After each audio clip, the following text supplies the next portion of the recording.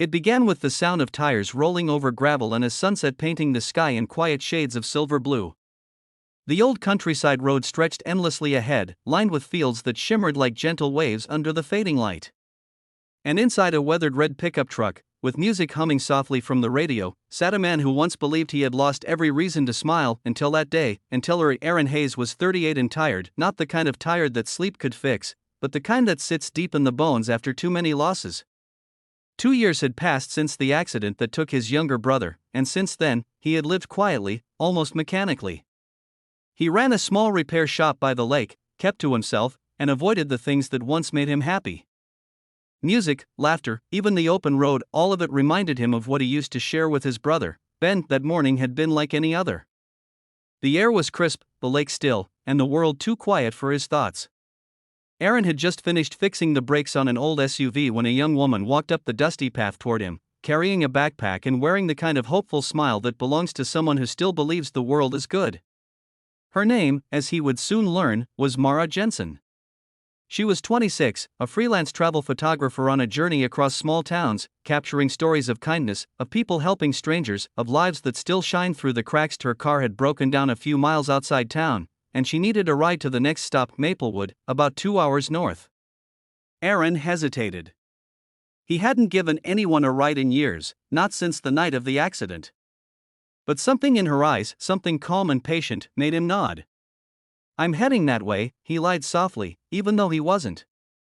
He didn't know why he said yes, only that it felt like a small defiance against the numbness that had ruled him for so long. They set off down the road, the truck's engine humming like a steady heartbeat. For the first few miles, silence sat between them, heavy but not uncomfortable. Mara glanced at the world passing by, the fields, the fences, the pale horizon, and began to talk about her work. She told stories of people she'd met, an old widow who baked bread for truckers every morning, a retired soldier who planted wildflowers by the roadside, a boy who painted murals on broken walls because he believed color could heal sadness. Aaron listened, at first out of politeness, then with quiet fascination. There was a lightness to her words, a warmth he hadn't felt in years. Every time she smiled, it seemed to soften something in him he didn't know could still move. By the time they reached the halfway point, Mara had convinced him to stop by a roadside diner she'd read about online, a place famous for its homemade pie and hand-painted mugs. The air smelled of coffee and cinnamon as they sat by the window, sunlight falling gently across her face. She took out her camera, snapping photos of the plates, the waitress, even the quiet, empty road outside. "You know," she said between bites of pie, "you have a good face for stories. The kind that makes people wonder what you've been through." Aaron almost laughed. "Nothing anyone would want to hear," he murmured. Mara looked at him, her expression thoughtful.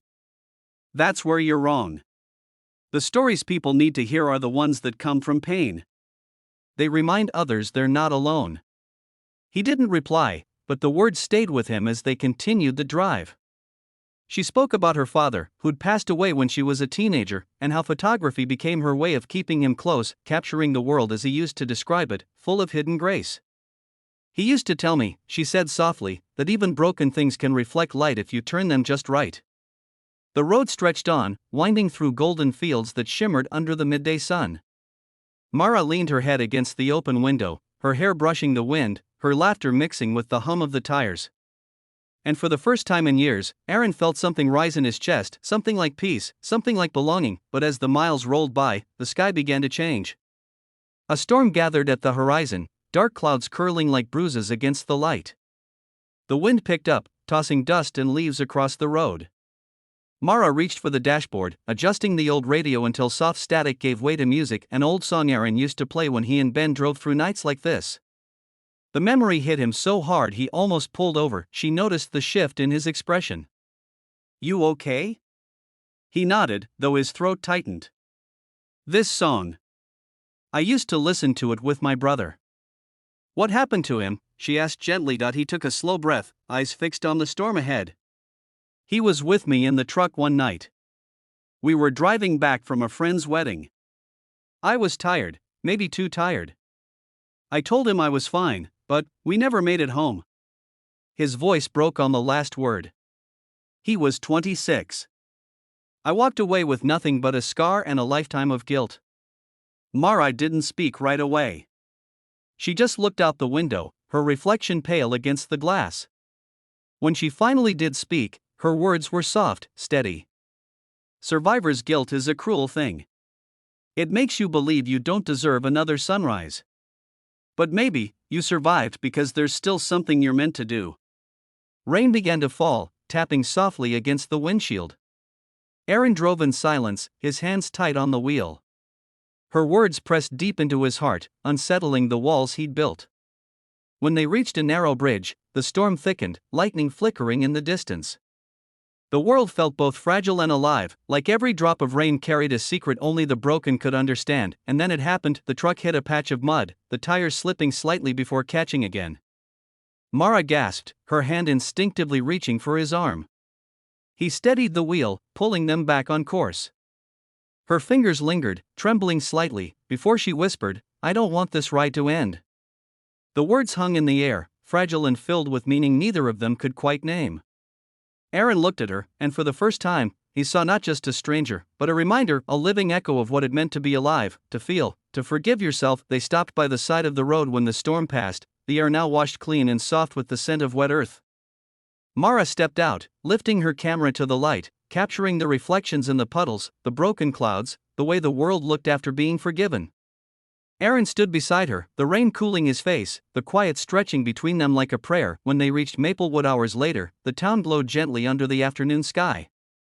She was supposed to catch another ride from there, continue her journey to the next town. But neither of them moved to say goodbye. Instead, they sat by the fountain in the town square, sharing stories of all the places they wanted to see. It was Mara who finally said, "Sometimes I think we meet people for a reason.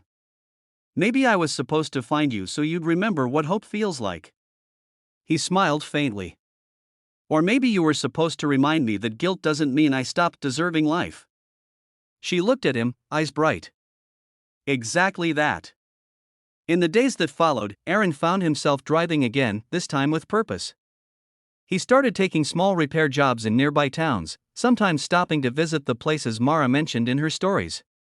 They kept in touch through postcards and photos she sent from her travels, images of people helping strangers, of sunrises over broken roads, of old trucks parked under trees with captions that read, "Still on the ride." Months later, on a bright afternoon, a letter arrived. It was from Mara, written in her looping handwriting. She had been diagnosed with a heart condition that forced her to pause her travels.